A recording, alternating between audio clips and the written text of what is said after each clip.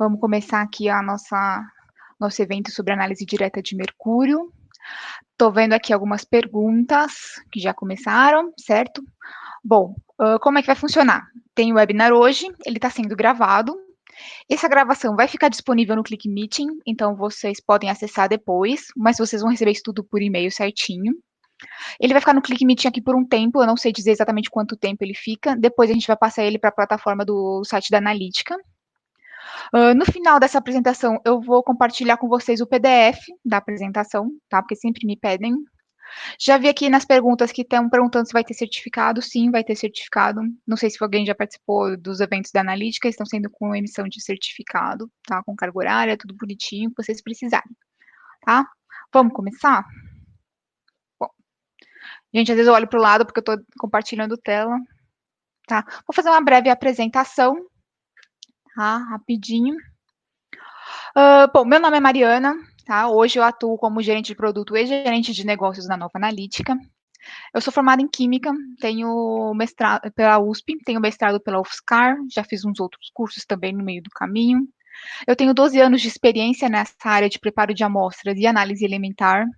Eu comecei trabalhando como técnica, né, como química de aplicação, fiquei uns 5, 7 anos nessa área, depois eu vim mais para essa área comercial, mas já estou há bastante tempo atuando na área de instrumentação científica. Eu trabalho na Analítica, né? Desculpa, gente, que eu comecei a ver as perguntas ali no chat. Eu trabalho na Analítica, a Analítica está no mercado desde 1992, tá? Então já está com quase 30 anos. Eu trabalho na Matriz de São Paulo, mas nós temos outras duas filiais, uma no Rio e outra em Belo Horizonte. A Analítica, ela tem duas grandes divisões, que é a divisão de instrumentos e a divisão de bioprodutos. Na divisão de bioprodutos ficam os equipamentos para a área de biologia molecular, de bioquímica, e na área de instrumentos fica a área dos instrumentos para química mesmo. Então a gente tem preparo de amostras, tanto para inorgânica para orgânica, a gente tem a linha de elementar, absorção, ICP, essas coisas. A gente tem a linha de massas, tá? Então tem a LC massas, tem GC massas, tem a linha de cromatografia, e tem a linha de fisicoquímica e a linha de UV visível, tá? A linha de molecular. Nessas áreas de elementar, bom, e dentro dessa área de instrumentos, eu estou na área de elementar, tá? Que é uma das grandes áreas de instrumentos. Então, é isso, basicamente, tá? Vamos ver. Bom, qual que é a nossa programação do dia? Primeiro, a gente vai falar um pouquinho sobre sequência analítica, como é que funciona, qual é a sequência, né, que a gente usa para fazer uma análise, o que a gente tem que levar em consideração. Depois, a gente vai falar um pouquinho dos métodos convencionais de análise de mercúrio. Falando dos métodos convencionais, a gente vai passar para análise direta para poder ter esse comparativo entre os dois tipos de análise. Depois eu vou falar um pouquinho sobre as aplicações. Bom, primeiro, por que a gente quer análise da mercúrio? Tá? A análise de mercúrio é uma análise super importante, é uma análise que todo mundo faz, mas vocês já pararam para pensar por que a gente faz essa análise? Bom, primeiro, qual é a grande importância da análise do mercúrio? O mercúrio ele é tóxico em todas as formas. Tá? A gente encontra o mercúrio na forma inorgânica, a gente encontra o mercúrio também em moléculas orgânicas. As orgânicas são mais tóxicas por ser humano, mas as inorgânicas continuam sendo tóxicas também, tá? E além disso, além de ser tóxico em todas as suas formas, ele tem a bioacumulação, tá? Então, isso é bastante grave, então a gente precisa realmente saber onde tem mercúrio nas amostras do dia a dia. Quais são as fontes? As principais fontes são as atividades humanas, tá? E com atividades humanas, o que eu quero dizer? A queima de combustível fóssil, a mineração, as fundições, a agricultura, tá? Então você acaba encontrando mercúrio em solos, sedimentos, na água, em peixes, animais e plantas também, tá? E quais são os principais danos da saúde? O grande dano é o dano aos cromossomos e ao DNA, tá? Ele faz alteração de enzimas e proteínas estruturais, tem grandes danos neurológicos por causa de danos no cérebro e no sistema nervoso. E assim, em menor quantidade, a gente ainda tem as reações alérgicas cutâneas, que são as menos graves, mas realmente ele está ali envolvido em toda a cadeia biológica. Bom, vamos falar um pouquinho sobre a sequência analítica. Tá? Isso não é só para o mercúrio, isso é para qualquer elemento e para qualquer método. Qual é a primeira coisa que a gente tem que levar em consideração quando a gente quer fazer uma análise? Primeiro é a escolha do método. Na escolha do método, o que eu tenho que levar em consideração? Qual vai ser a técnica analítica que eu vou usar? tá? Então eu preciso saber qual é a faixa de concentração que eu estou procurando para saber qual é o equipamento que eu vou utilizar e saber qual é o modo que eu vou preparar essa amostra no geral. Muitas vezes a escolha do método você não tem tanta escolha assim, porque você tem alguma conformidade com algum procedimento. Então, tem para algumas amostras você já tem ali o procedimento pré-estabelecido. A gente tem alguns órgãos como a EPA nos Estados Unidos, aqui no Brasil a gente tem a CONAMA, a portaria do Ministério da Saúde, a gente tem a farmacopeia, tem as ASTMs, a ISO, são vários órgãos regulamentadores que também já estabelecem alguns tipos de procedimentos analíticos. Depois a gente tem a parte de amostragem. A parte de amostragem é imprescindível para o desenvolvimento, né, da sua análise, porque se você fizer uma amostragem errada, pronto, não adianta você fazer certinho todo o resto, que você vai continuar tendo um erro ali no final. Então, o que a gente considera na amostragem? A gente considera a coleta, né, da amostra, então a gente vai coletar uma alíquota, se for uma amostra líquida, ou vai coletar uma porção, se for uma amostra sólida. Ok, a gente precisa garantir que essa alíquota ou porção, eu vou falar sempre em alíquota considerando a amostra líquida, mas pode ser porção também, tá? O que a gente precisa garantir dessa alíquota é que ela seja representativa, tá? Então ela precisa representar a sua amostra como um todo e ela precisa ser homogênea, tá? Se não tiver nenhum dos dois, nem ou não tiver representatividade ou não tiver homogeneidade, você não vai ter um resultado seguro, você não vai ter confiança naquilo que você está analisando. Além disso, você tem que garantir também um bom acondicionamento da amostra. Por quê? Porque podem acontecer reações físicas, químicas, biológicas, pode acontecer qualquer coisa na sua amostra e a amostra que você coletou não vai ser a mesma amostra que você está analisando. Isso é bastante importante quando a gente considera o mercúrio, especialmente por causa da volatilidade. Então, tem muita gente que coleta a amostra e aí, entre o processo de coletar a amostra e fazer análise, perdeu ali o mercúrio. Tá? Acontece bastante disso. Depois a gente passa para o preparo da amostra. O preparo da amostra ele envolve um pré-tratamento e o tratamento propriamente dito. No pré-tratamento, a gente acaba levando em consideração vários processos físico-químicos, como lavagem, secagem, moagem, alguma separação de componentes, alguma filtração, alguma coisa assim. Depois, o tratamento propriamente dito, que normalmente envolve a digestão, especialmente para os métodos convencionais, você precisa de uma amostra líquida, no final das contas. Então, se a sua amostra for sólida, você vai ter que fazer uma decomposição dela, uma digestão. Essa digestão pode ser, provavelmente, uma digestão ácida, você pode fazer em sistemas abertos e você corre o risco de perder ali o mercúrio por causa da volatilidade. O método mais convencional de você fazer o tratamento, a digestão do mercúrio é em sistemas fechados para garantir que você não vai perder o analito. E depois disso, você vai pegar a sua amostra e vai passar pelo seu equipamento analítico. O que você escolheu ou o que está estabelecido ali no procedimento que você está seguindo, e depois você vai passar para o tratamento de dados, né? O tratamento dos resultados que você teve, considerar branco, considerar os desvios, e é basicamente isso, toda a sequência analítica. Bom, quais são os métodos convencionais? Quando a gente fala em análise de mercúrio, geralmente a gente considera. Quais são os equipamentos que a gente considera? A gente considera os analisadores de mercúrio, que são equipamentos dedicados só para análise do mercúrio, então ele é monoelementar, que aí você vai considerar as técnicas de vapor frio, o CV ali de cold vapor. Então a gente tem os métodos de vapor frio através de absorção atômica ou de fluorescência atômica. Nesses métodos, assim como em geração de hidrogênio, a gente pode também usar as outras técnicas espectroanalíticas, absorção atômica, ICP ótico e CPMS. É claro que aí cada uma das técnicas elas podem ser acopladas ou não com o sistema de geração de hidretos, tudo depende do limite de detecção que você precisa, né, de qual é o limite, qual a concentração da sua amostra que você vai precisar analisar. E nessas técnicas de geração de hidretos e de vapor frio, a gente tem que levar em consideração a redução química. Então, o mercúrio está ali como na forma de H+, de Hg+, ou Hg2+, a gente precisa transformar ele para Hg0, né, reduzir ele para Hg0, e como que a gente vai reduzir isso? Através do cloreto estanoso ou do borohidreto de sódio, tá? Na presença de sal e de HCl. Vamos falar um pouquinho dos limites de detecção de cada uma dessas técnicas. Certo? Então, as técnicas aqui mais sensíveis são as técnicas que envolvem o CPMS, justamente por conta de toda a sensibilidade, né, das técnicas de massa. Então, a gente trabalha ali na faixa de uns 3 entre 3 e 4 ppts de limite de detecção de um sistema de CPMS, dependendo ali do modo que você vai ler, se você vai ler no modo padrão, que é o modo STD, que é Standard, ou então no modo CAD, que é quando você tem a discriminação de energia cinética para fazer essa análise, então você está ali na faixa dos 3, 4 ppt.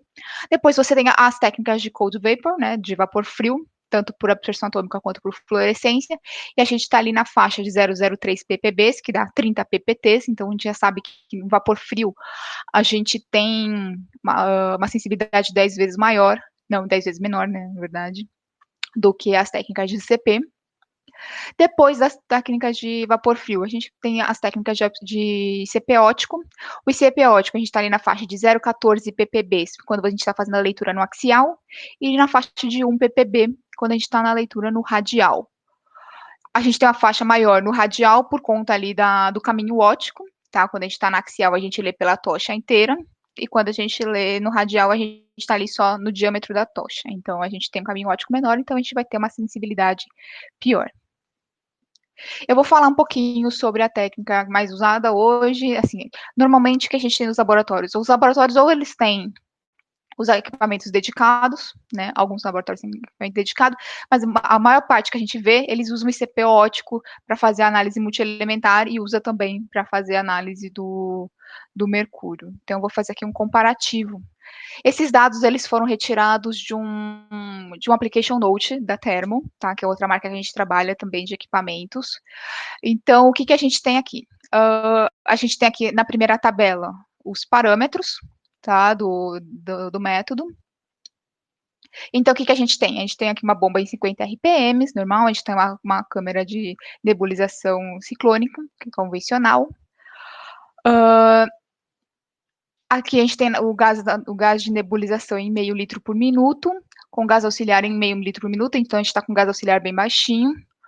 O gás de refrigeração em 12 litros por minuto, isso aqui misturando ainda com o gás de purga, vai dar ali por volta de uns 16 e poucos litros por minuto de argônio, isso a gente tem que levar em consideração, porque o argônio é um gás caro, né, e a gente gasta pra caramba ele em CP ótico.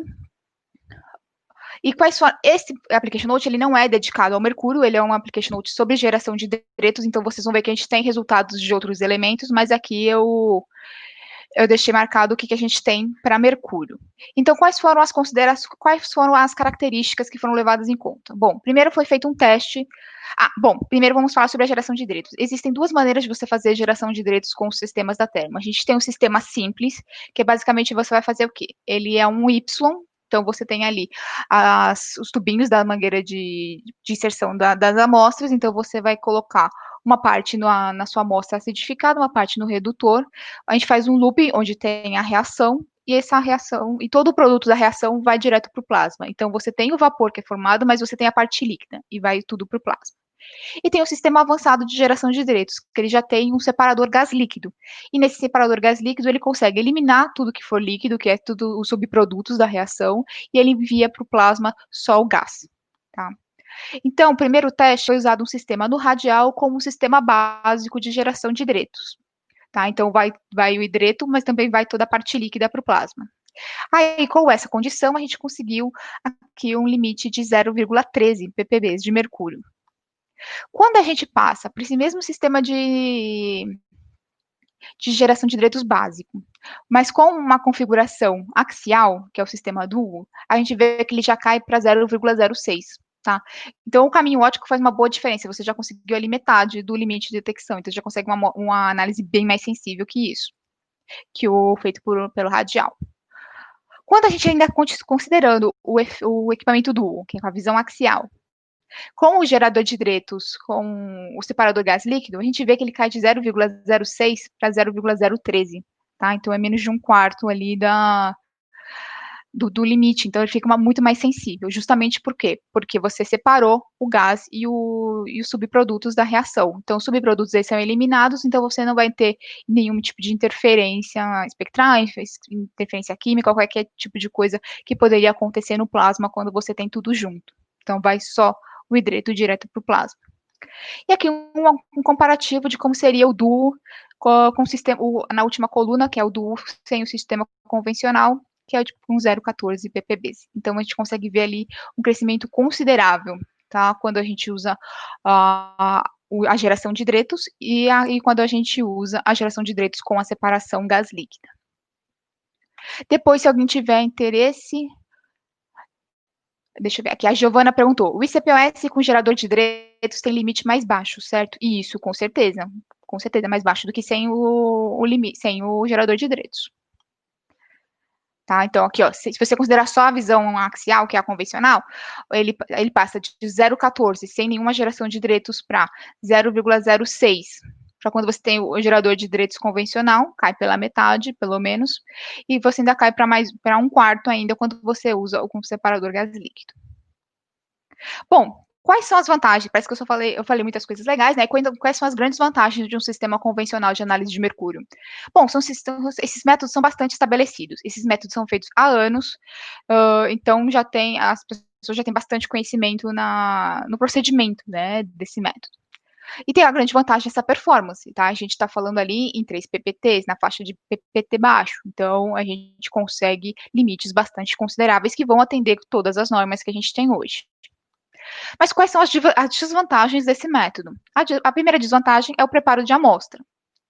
Então, quando a gente sabe, assim, quando a gente volta aqui no outro slide, o tempo que a gente gasta, tá, o tempo que a gente gasta para fazer o preparo de amostra e a quantidade de problemas que a gente pode ter durante o preparo de amostra é muito maior do que todo o resto do procedimento.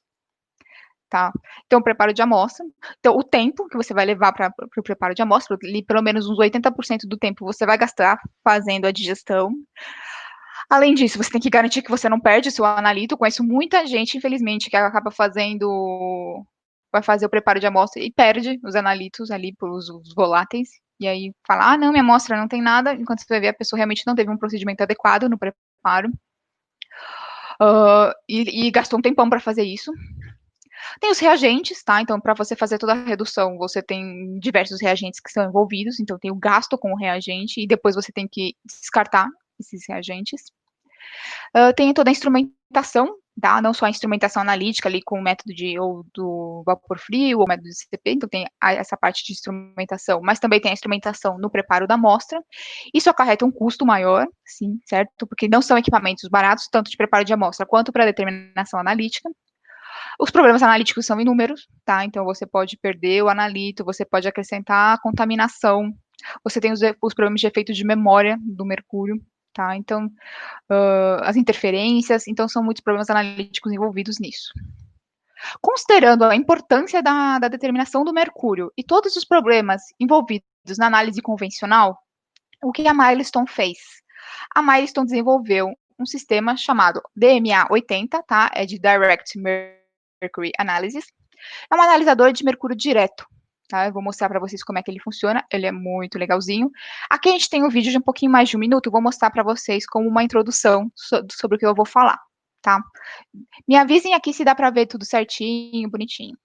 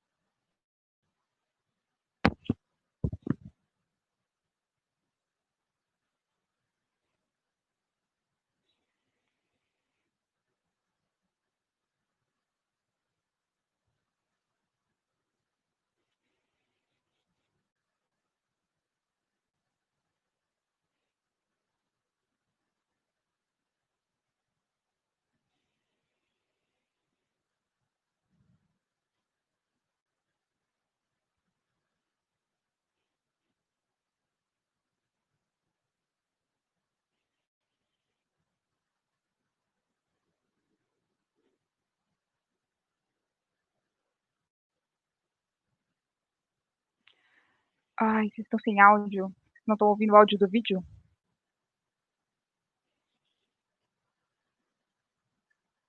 Desculpa, gente. Eu podia ter narrado, então eu não sabia.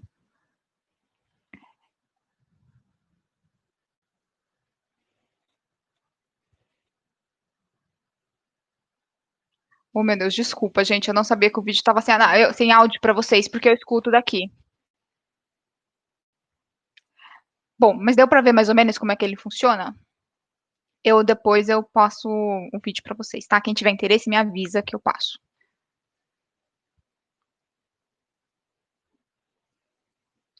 Opa.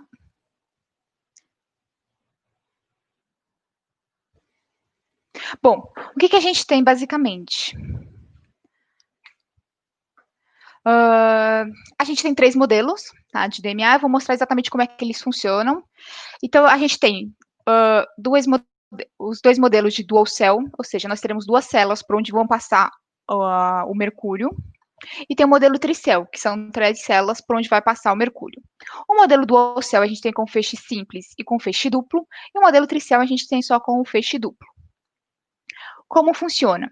Bom, eu vou mostrar para vocês certinho como funciona, o que cada etapa, o que diferencia um tricell de um dual cell, o feixe simples de um feixe duplo, mas eu vou mostrar aqui para vocês as principais o que faz de diferença neles, tá? O resultado final. Basicamente, quando a gente está com um dual cell, com feixe simples, a gente tem um limite de detecção ali na faixa de 0,003 nanogramas de mercúrio. A gente fala em massa porque a gente não sabe qual é a quantidade de amostra que você está colocando ali, tá? Eu tô vendo o pessoal mandando aqui o e-mail no chat, tá? Depois vocês me mandam, eu vou passar meu contato, vocês me mandam o e-mail certinho, fica mais fácil, tá? Porque depois eu vou perder todos esses contatos. Mas eu mando certinho para vocês como é que a gente consegue para passar o vídeo, tá? Bom, vamos ver, voltar aqui. Então, quando a gente está trabalhando com um equipamento mais simples, que é o dual cell com feixe simples, a gente está no limite de detecção de 0,003 nanogramas de mercúrio. E a faixa de trabalho é entre 0,001 nanogramas de mercúrio e 1.500 nanogramas de mercúrio. Isso vai depender da massa que você pesou para colocar ali, tá? E trabalhando ali na faixa de 10 nanogramas de mercúrio, a gente tem um desvio padrão ali na faixa de 1%, certo? Quando a gente vai para o sistema com feixe duplo, a gente já tem uma sensibilidade melhor, tá? Por conta de várias coisas que a gente vai comentar ainda sobre os sistemas de feixe duplo. A faixa de trabalho é semelhante e a gente tem um desvio padrão menor, tá? A gente já tem um desvio padrão de 1%, mas já na faixa de 5 nanogramas de mercúrio. Então, você consegue trabalhar ali, garantir a linearidade melhor ali numa concentração mais baixa. Quando a gente vai falar do sistema tricell com feixe duplo, que a gente vai ter uma sensibilidade maior, justamente porque a gente vai ter um caminho óptico maior, a gente já está falando de um limite de detecção de 0,0003 nanogramas de mercúrio. A gente já está falando em baixo PPT mesmo, tá? Principalmente considerando a massa que você vai usar. A faixa de trabalho vai ser de 0,003 nanogramas a 1.500 nanogramas também. E a gente já consegue ali um desvio padrão de 1% já na faixa de 1 nanograma de mercúrio. Então, você tem um desvio padrão muito baixinho quando a gente está falando em concentrações muito, muito baixas de mercúrio. Eu vou mostrar isso para vocês quando eu for mostrar as aplicações, tá? No final. A gente vê essa diferença. A gente tem aplicações com diversos modelos e vocês conseguem ver bem essa diferença. Tô vendo aqui que o Luiz Felipe passou o vídeo para o pessoal, um link do YouTube. Tá? Então, se vocês quiserem, já podem acessar o YouTube direto, que tem o vídeo. Vamos falar um pouquinho das vantagens do DMA? Tá, então, qual é as principais vantagens do sistema de análise direta de mercúrio? Primeiro, não há necessidade de preparo de amostras. Então, você não vai ter nenhum tipo de tratamento da amostra, nem de amostras sólidas, nem de líquidas, nem de amostras de gás. Tá? Também é possível fazer análise de gás nesse tipo de sistema. Você tem uma grande facilidade no uso. Você é basicamente pesar a sua amostra e começar. Tá? Tem como você, inclusive, fazer uma conexão da balança com o sistema de DNA e ele já integra aqueles valores e te dá o resultado final em concentração. Como você vai eliminar a matriz antes de fazer a análise, você consegue usar uma única calibração para qualquer tipo de matriz das suas amostras. E além disso, você tem um software super fácil de usar. Tá? Ele é bastante amigável, vocês vão ver um pouquinho aqui do software também, a carinha dele. É bem legal. Você garante uma alta produtividade, tá? Porque como você não tem todo aquele esquema de preparo de amostra, em 6 minutinhos você já tem um resultado final ali da sua amostra que você colocou no sistema. Além disso, você tem aqui no. Aqui a gente tem um amostrador automático, dá para ver aqui o meu cursor. A gente tem um amostrador automático com 40 posições, tá? Então você garante alta produtividade de uma vez. O que mais? A gente tem o menor custo. Por que a gente tem o menor custo? Porque a gente elimina os reagentes e elimina também os resíduos, então você não vai gastar também para poder descartar o seu resíduo. Você tem uma manutenção muito simples do equipamento, é realmente bem simples. Os consumíveis são consumíveis com longo tempo de vida, então você consegue usar ele bastante tempo antes de trocar os consumíveis, não é um consumível que você vai ter que trocar a cada análise ou a cada semana. E além disso, ele tem um fluxo de ar, tá? Então, fluxo de gás. Então, você pode usar um cilindro de oxigênio, mas você também pode usar um compressor. E esse compressor faz com que o seu custo seja muito mais baixo. Estou vendo aqui uma pergunta sobre a curva de calibração, se ela é feita por matriz de amostra. Não. Você pode fazer, inclusive, por exemplo, uma amostra sólida e usar solução de mercúrio. E eu vou te mostrar por quê, tá bom, Isa Maria? Então, você tem os menores custos e você ainda tem os resultados validados para as matrizes sólidas e líquidas. Então, a gente tem conformidade com diversos métodos, como a EPA, como a STM, também tem alguns outros métodos de petróleo, não só de água. Então, tem os resultados validados. Bom, qual é o princípio de funcionamento dele? É bastante simples o funcionamento do analisador de mercúrio. Você vai pesar a amostra, tá? Uma amostra sólida ou líquida. Você vai introduzir essa amostra no DMA. Essa amostra vai ser seca, tá? Então você perde todo o líquido da água, da amostra. Depois você vai fazer uma decomposição térmica dessa amostra. Então, quando você vai fazer a decomposição térmica, você perde ali, você elimina a sua matriz. Por isso que você consegue fazer uma curva de calibração para qualquer matriz que você tiver, porque você vai eliminar a matriz antes de fazer a análise de mercúrio. Quando você faz essa decomposição, o mercúrio vai ser capturado pelo amalgamador de ouro, tá? Depois ele vai ser absorvido, né, pelo amalgamador, e depois você vai liberar o mercúrio e ele vai para celas, por onde ele vai fazer a quantificação através de um sistema de absorção atômica por vapor frio convencional, tá? Esse aqui é um esqueminha, tá, do funcionamento do DMA. Aqui é o esquema completo, eu vou falar sobre ele parte por parte. Então, a gente tem um amostrador automático que vai introduzir a barquinha, tá? No vídeo vocês conseguiram ver uma barquinha de quartzo, né, onde tinha amostra. A gente tem dois tipos de barquinha, a gente tem a barquinha de metal, que é feita de níquel, e a barquinha de quartzo. No geral, a gente indica que as barquinhas de quartzo sejam usadas para as amostras líquidas ou para as amostras sólidas que sejam úmidas. Por quê? Porque quando você usa uma amostra líquida ou úmida na barquinha de metal, você corre o risco de ter algum tipo de reação ali do metal com a sua amostra. Tá? Então, a gente indica que essas de metal sejam usadas para os sólidos secos. Vai ter ali a introdução da sua amostra no forno, vai ocorrer todas as reações de decomposição. O amalgamador de ouro vai capturar o mercúrio e vai ali para o sistema de célula. Eu vou item por item agora nos próximos slides para explicar o funcionamento, tá?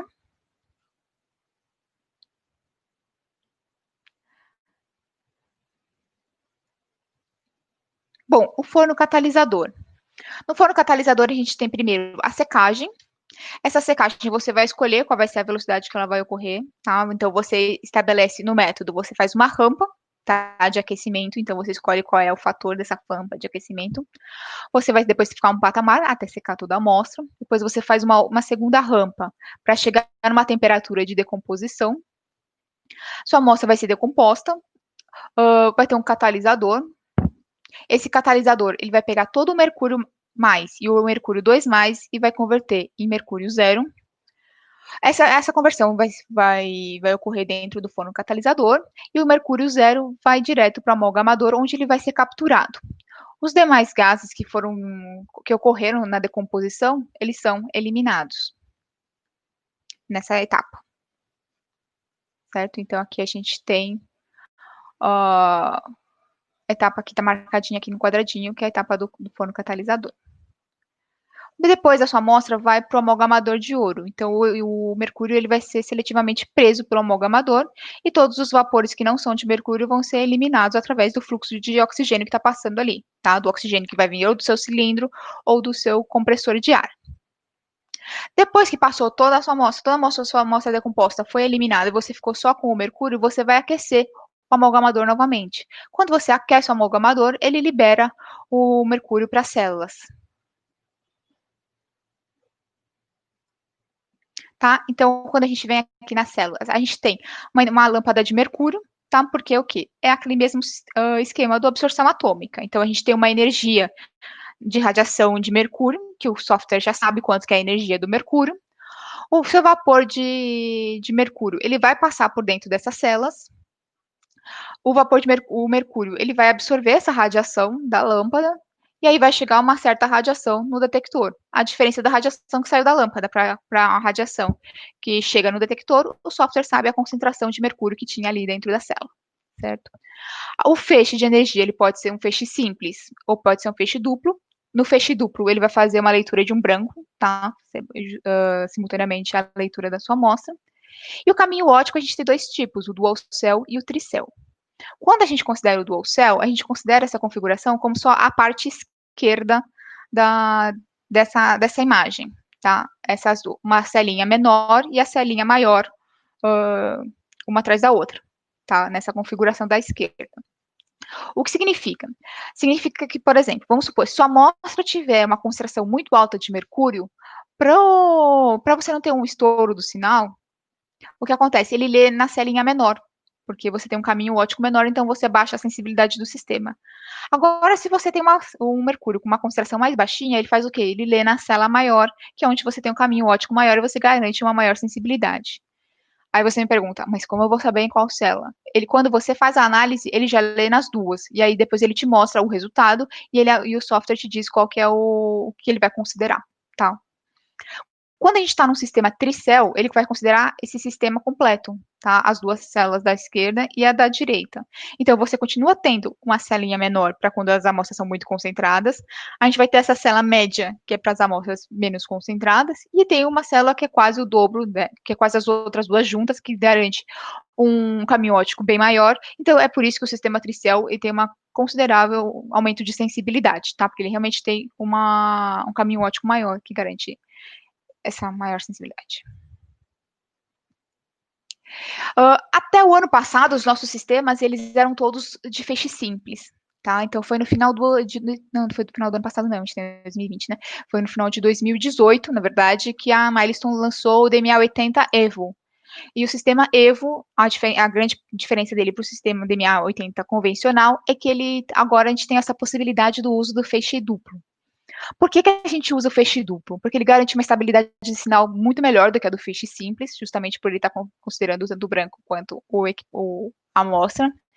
A relação sinal-ruído melhora muito, então você deixa de ter algumas amostras que antes você considerava um branco porque o ruído era muito alto, agora não, você consegue detectar aquela concentração muito baixinha. Você melhora bastante a reprodutibilidade das suas análises, vou mostrar isso na hora das aplicações, você consegue ver que é bastante reprodutível. E isso independe do tipo de amostra que você está analisando. Você garante uma performance bem baixinha, como eu já tinha comentado antes, mesmo quando você está falando em limites de detecção bastante baixos, tá? Especialmente para o tricel.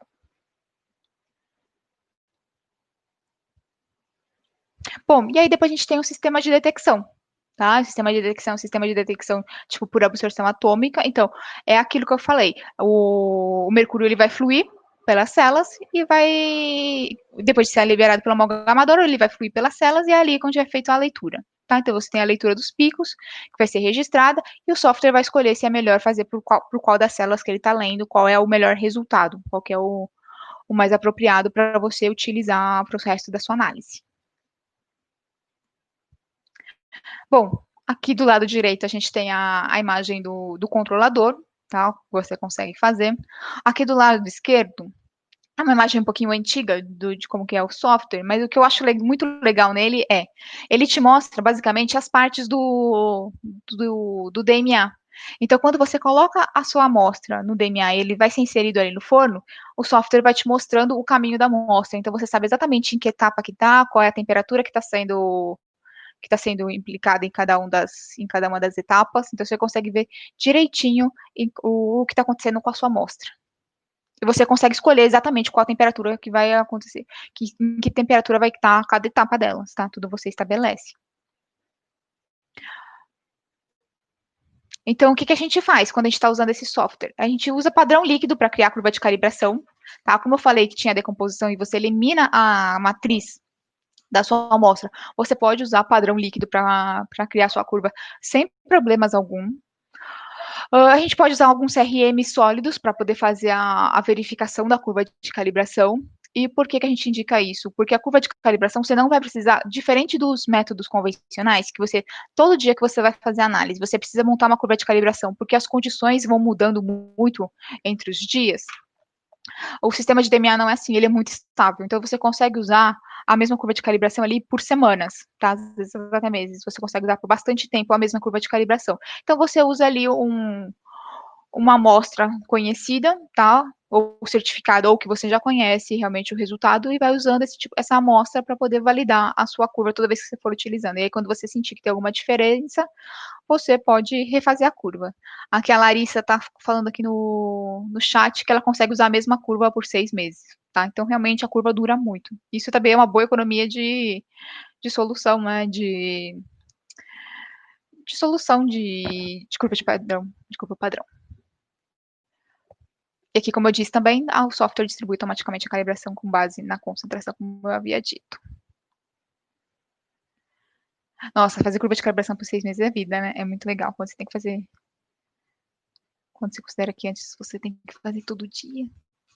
Bom, então aqui é uma comparação breve, né, do DMA com os sistemas de vapor frio, que são bastante utilizados hoje. Então, o DMA tem a grande vantagem de não precisar de preparo de amostras, enquanto o sistema de vapor frio precisa da digestão ácida. O DMA, ele não precisa de nenhum pré-tratamento. O vapor frio, ele precisa de algum tratamento para eliminar alguma possível interferência. Quando eu digo que o DMA 80 não precisa de nenhum pré-tratamento, isso depende um pouco da sua amostra, tá? Se você tiver ali uma amostra de pedra, por exemplo, uma rochinha, talvez você precise moer para poder facilitar a decomposição térmica. Se você tem um plástico, dependendo de como for, talvez você precise picar ele para poder facilitar ali a decomposição, tá? A geração de resíduos para o DMA 80 é mínimo, tá? Você tem ali atrás um trap de mercúrio, um trap que para capturar o mercúrio que vai sendo liberado depois das amostras, tá? Um trap de permanganato. Quando você está falando do vapor frio, você tem ali uma geração de resíduos muito maior, porque você tem toda a digestão ácida que você fez e o equipamento vai analisar ali 5% de toda a amostra que você está inserindo no equipamento, então você vai ter que se livrar depois dos 95% que foram para o descarte, então você tem uma geração de resíduos bem grande. Quando a gente está falando de DMA, a gente pode usar amostras de sólido, de líquido e de gás. Quando a gente está falando do sistema de vapor frio, a gente precisa de uma amostra aquosa.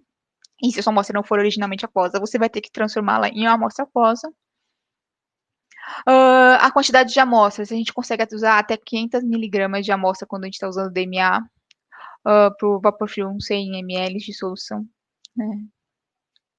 A faixa de trabalho do DMA 80 é até 1.500 nanogramas, então você consegue trabalhar com uma concentração bem baixinha, mas você também consegue trabalhar com uma concentração bastante razoável. No vapor frio, a gente tem a limitação, né, das concentrações baixas. E quando a gente vai falar de custo, o DMA 80 tem um custo moderado, não posso dizer que é um custo baixo, e o vapor frio tem um custo elevado. Por que, que a gente está falando isso? Porque quando a gente está falando do DMA, o que a gente leva em consideração o custo? A gente leva o custo do equipamento, claro, o custo da manutenção de manter o equipamento funcionando, isso envolve as barquinhas, que se você cuidar delas e limpar elas direitinho, elas vão durar muitos anos.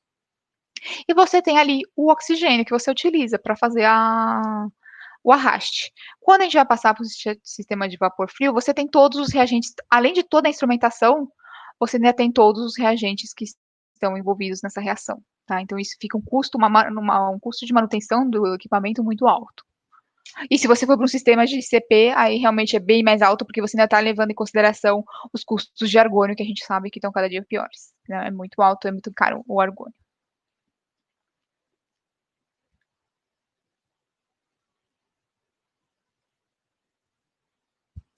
Bom, vamos falar um pouquinho das aplicações? Né, a gente já está chegando no final, a gente começa a falar de aplicação, que é a parte legal de verdade, né? Bom, esses aqui são applications notes que a Milestone, que é a fabricante do DNA 80, eles publicam, tá? De tempos em tempos. Essa aqui é uma aplicação de água, tá? Uma água de resíduo de uma indústria. Então, essa é a amostra, basicamente. Aqui eu tenho as condições experimentais, eu vou pontuar algumas que a gente vai levar em consideração para poder comparar com as outras aplicações. Então, o que a gente vai levar em consideração? Aqui, primeiro, para fazer a análise de água, ele usou um sistema dual cell de duplo feixe, certo? Então, ele usou um sistema intermediário, não é o de maior sensibilidade, mas também não é o de menor sensibilidade. A secagem demorou 90 segundos a 200 graus Celsius. Lembrem dessa informação depois, tá? Porque a gente vai comparar com a próxima aplicação. Então, a gente tem aqui, ele demorou 90 segundos para chegar em 200 graus. A gente fez uma rampa de decomposição de 120 segundos, tá? Então, foram 2 minutinhos para poder chegar em 650 graus. E em 650 graus, ele ficou ali durante 90 segundos para fazer a decomposição do que mais que tinha ali, além do mercúrio. O que mais que eu tenho que te falar para vocês que é bastante legal? Ali o tempo de leitura, propriamente dito, são de 30 segundos, tá? Então é rapidinha a leitura. E quais são os resultados legais que a gente obteve com essa aplicação?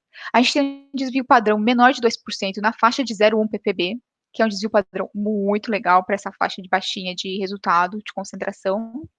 E esses resultados eles são muito semelhantes aos resultados do vapor frio.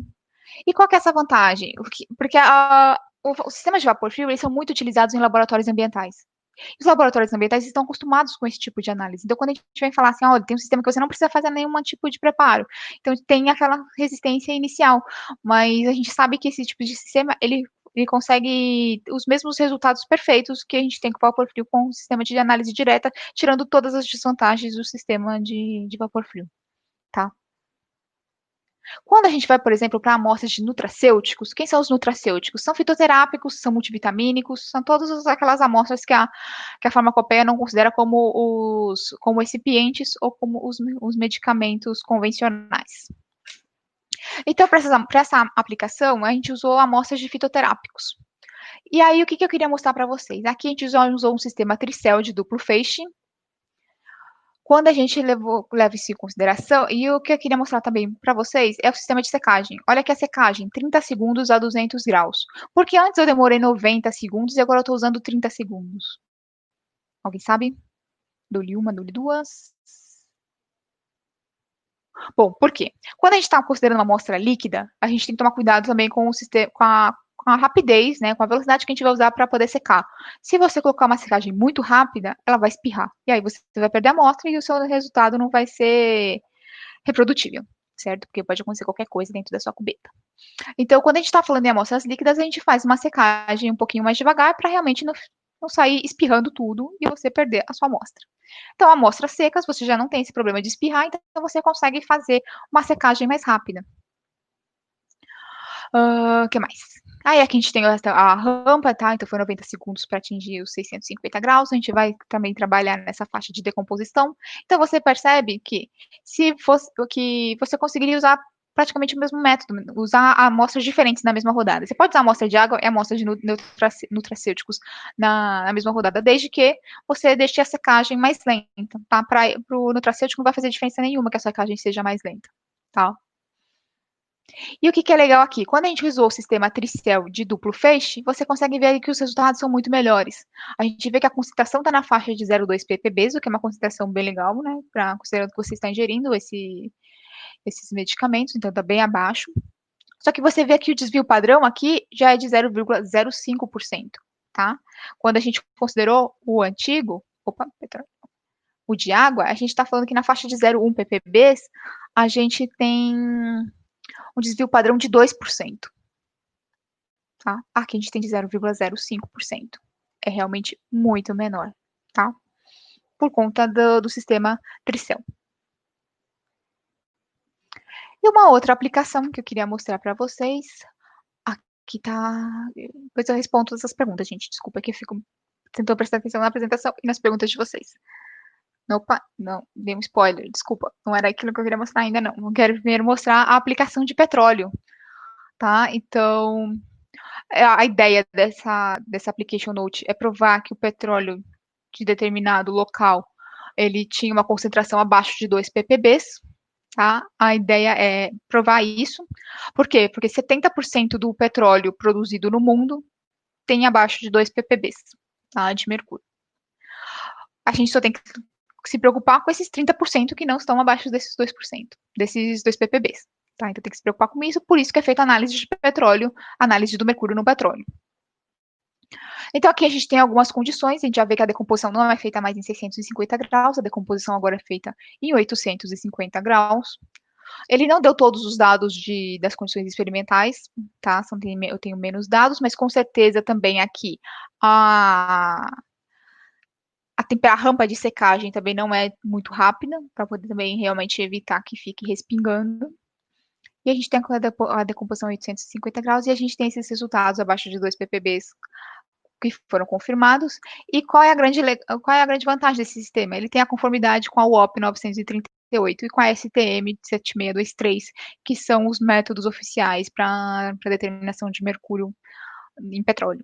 Tá? Então você consegue usar perfeitamente o DMA 80 para fazer análise de petróleo, análise de mercúrio em petróleo, e você evita todo o processo de ou fazer uma digestão ácida de petróleo. A gente sabe que digestão ácida de petróleo é chato porque a carga orgânica é muito alta, então você tem ali um desenvolvimento de pressão muito alto nesse tipo de sistema, ou você vai fazer uma análise orgânica dentro do seu ICP. E aí tem um problema de fazer geração de aí você não consegue fazer geração de hidretos, porque aí você vai misturar o óleo com os reagentes aquosos da geração de hidretos. Então, é realmente bem chatinho de fazer pelos métodos convencionais. E a aplicação legal que a gente tem nesse tipo de sistema que a gente não consegue fazer com os métodos convencionais é a análise de gás, tá? Ela é uma análise bem mais simplificada do que todas as outras possibilidades. Basicamente, o que a gente tem? A gente tem aqui um tubinho, tá, de quartzo, e ele vai ser preenchido por carvão ativado, que é o que a gente chama de Addison Quick. Esse carvão ativado ele vai absorver o mercúrio nos microporos dele e vai reter o mercúrio por um tempo, e depois, com a temperatura, ele vai liberar o mercúrio e vai ocorrer o processo convencional ali do DMA, como acontece para todas as outras amostras. Só que aqui a amostra é de gás, tá? Então você não tem tipo uma decomposição antes da matriz. Quer dizer, você tem a decomposição do que não for mercúrio, certo? Então a gente tem esse que é, bom, essa linha é essa que está aqui na imagem de cima, na imagem de baixo a gente tem o trap absorvedor, que é através dele que a gente vai conseguir absorver o mercúrio nas particulinhas de carvão ativado. E lembrando que essas partículas de carvão ativado você não vai usar uma vez e jogar fora, tá? Você pode reutilizar e reabastecer, né, essas partículas de carvão ativado para uma próxima análise, tá? É basicamente isso. Então, uma análise também é uma análise que você vai demorar ali 5 minutinhos para carregar o Wetzel Quick, tá? Com o Traped Servidor, e depois fazer a sua análise, que vai demorar também uns 5, 6 minutinhos por amostra. Então, é bem rápido. Bom, gente, era isso que eu tinha para mostrar para vocês sobre a análise de mercúrio. Eu vou abrir aqui um chat, tem um jeito de abrir para perguntas. Vou descobrir como é que é. Mas antes, eu queria agradecer muito vocês por estarem aqui. Vou passar aqui alguns contatos para vocês ficarem espertos. O que a gente tem? A gente tem na Analytica Web, tá? Nosso site é analyticaweb.com.br. Ali a gente tem várias informações sobre todos os produtos, toda a linha de produtos que a gente oferece. E a gente também vai disponibilizar ali a apresentação.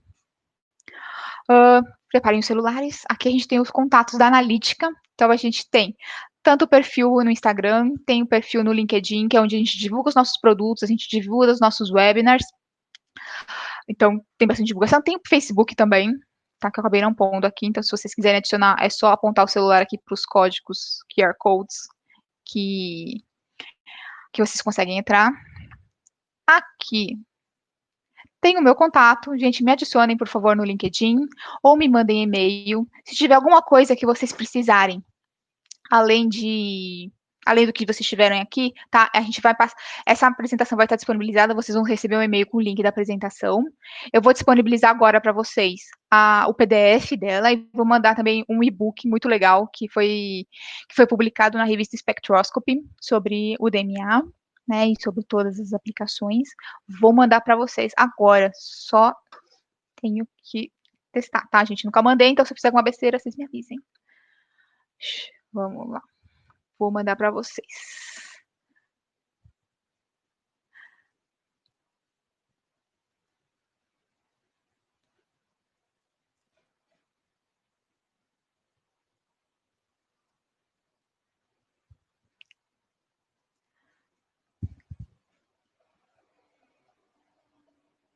Vocês estão recebendo? Deu certo?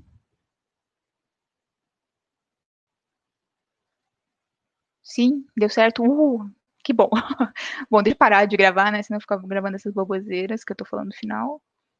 Não, na verdade, vamos tentar abrir. Deu certo?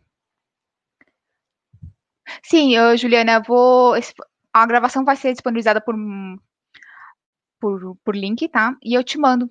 Eu te mando, sim, o e-book. Vou dar uma olhadinha aqui nas perguntas. Peraí, tem jeito de abrir perguntas que fica mais fácil de ver. Vocês querem mandar mais alguma pergunta?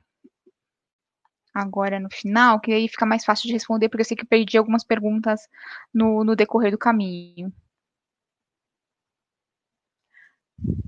Bom, a Heloísa está perguntando se o vídeo vai ser disponibilizado. Sim, Heloísa, vai ser disponibilizado.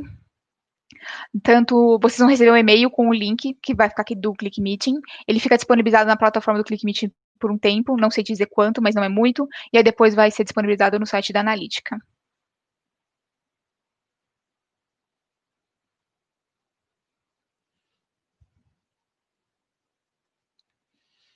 Posso enviar o conteúdo por e-mail, Gabriel. O vídeo é meio complicado, tá? Porque fica muito pesado. Mas posso mandar. Mas eu preciso que você me mande um e-mail, por favor, porque senão eu não vou, eu vou perder aqui nos e-mails na conversa, tá?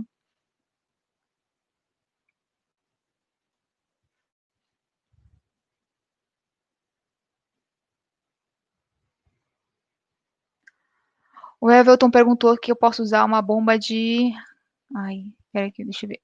Desculpa, minha telinha, eu fiquei na minha frente de mim mesma. Vou perguntar se eu posso usar uma bomba de ar. Qual é o método de purificação de ar para evitar problemas de interferência? Quando a bomba de ar está falando do compressor de ar, tem filtro de compressor de ar, tá? Esses filtros funcionam perfeitamente para. Você não vai ter nenhum problema de interferência com os filtros.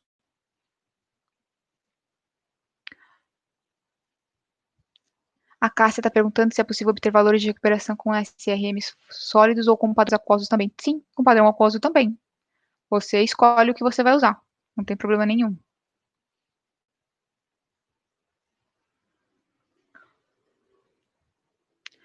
A especiação, aqui ele vai ler sempre o mercúrio total, tá? Se você quiser fazer especiação, você vai ter que, de alguma maneira, antes, fazer a separação do mercúrio, tá? Então, você precisa de alguma técnica adicional.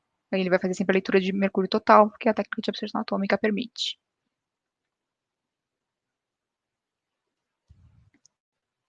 Como é feita a descontaminação, limpeza das cubetas de quartzo após análise? Descontaminação convencional, tá? Você pode lavar ela na pia também com detergente para limpar qualquer resíduo que tenha sobrado. Em geral não sobra, mas pode sobrar.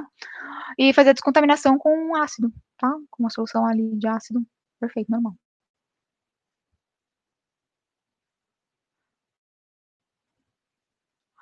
A amostragem aquosa, aí depende muito do método que cada um usa, tá? Tem gente que, por exemplo, faz análise de gás de cilindro, então você tá ali, você nem vai fazer a amostragem, você praticamente só vai retirar realmente uma alíquota ali do gás do cilindro. Tem gente que usa aquelas bagzinhas, sabe? Já, não sei se já viu umas bags de Kevlar, que você consegue retirar uma alíquota do gás, aí depende muito de procedimento para procedimento, tá? Não tem um método padrão.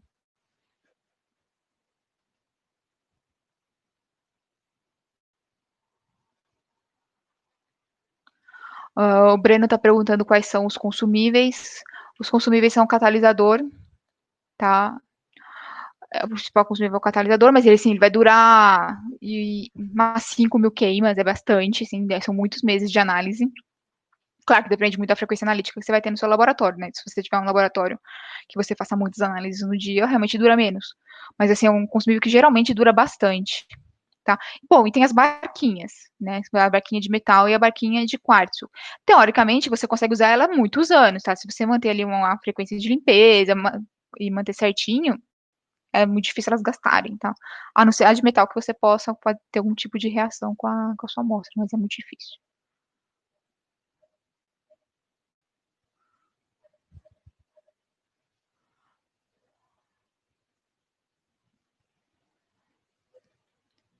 É, é isso mesmo, Evaldo.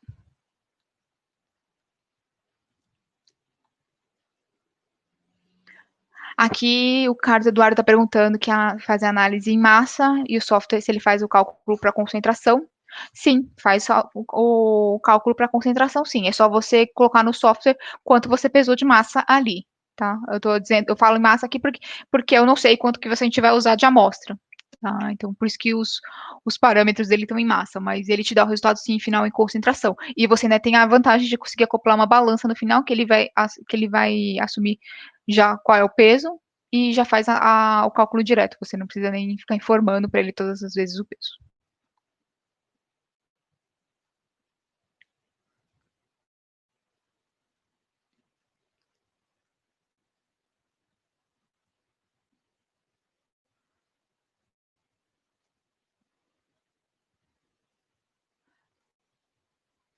Aqui o Iago perguntou se tem uma relação entre o DMA e o TDAS. Sinceramente, Iago, desculpa, eu não conheço a técnica do TDAS, então eu não sei te dizer. Eu acredito que não, tá? Mas eu não conheço a técnica. Certo, gente? Vou ver aqui se tem mais alguma. Aqui. Detecção é feita por fotomultiplicadora convencional? Sim, é uma detecção de absorção atômica convencional.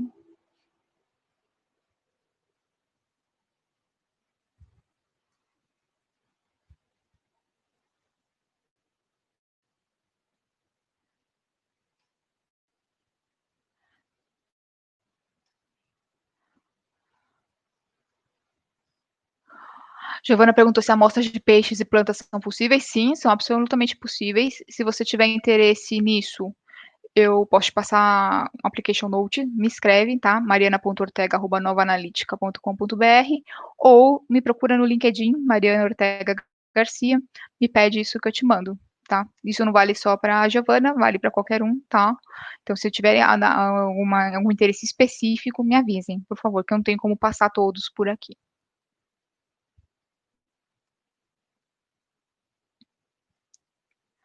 O Johnny está aqui perguntando o custo. O custo do quê? Do equipamento, Johnny? Se for isso, eu tenho que ver. Ele é muito mais barato do que um sistema convencional, tá? Ou é o custo inteiro aqui do equipamento? Eu posso te passar depois, tá, Johnny, certinho o valor. Porque agora em real fica meio difícil. E é quase impossível porque realmente está com uma variação realmente bem estável. O euro está bem estável. Mas eu te passo certinho. Eu não tenho agora o valor de cabeça. O que mais? A gente tem aqui o Everton perguntando a temperatura de liberação do mercúrio nos casos dos traps de carvão. Everton, eu não tenho o valor de cabeça agora, tá? Mas se você quiser, se tiver interesse realmente nessa aplicação, me avisa que eu te passo bonitinho. Ou como é que é feito.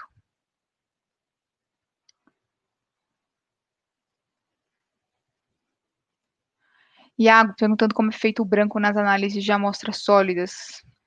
Já que não são usados reagentes, não é feito. Você pode, ou se você tiver um branco de CRM, tá? Ou então usa uma outra amostra como branco.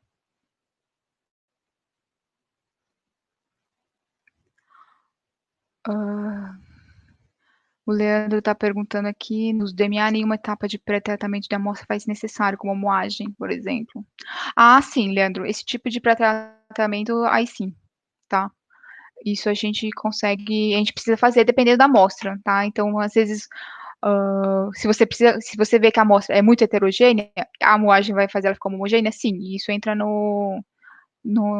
na amostragem. Então, você realmente tem que fazer uma moagem, se for necessário. Não é obrigatório, tá? E assim, e tem de algumas maneiras que alguns pré-tratamentos que facilitam a análise, tá? Justamente para você garantir que os seus resultados vão ser reprodutíveis, tá?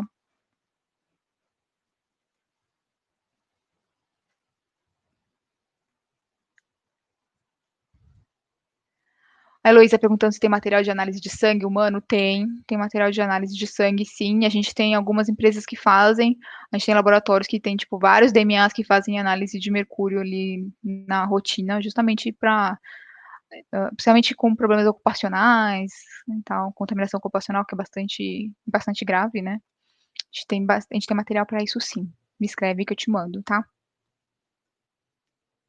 Bom, gente, vai dar 1 hora, eu vou parar aqui a gravação.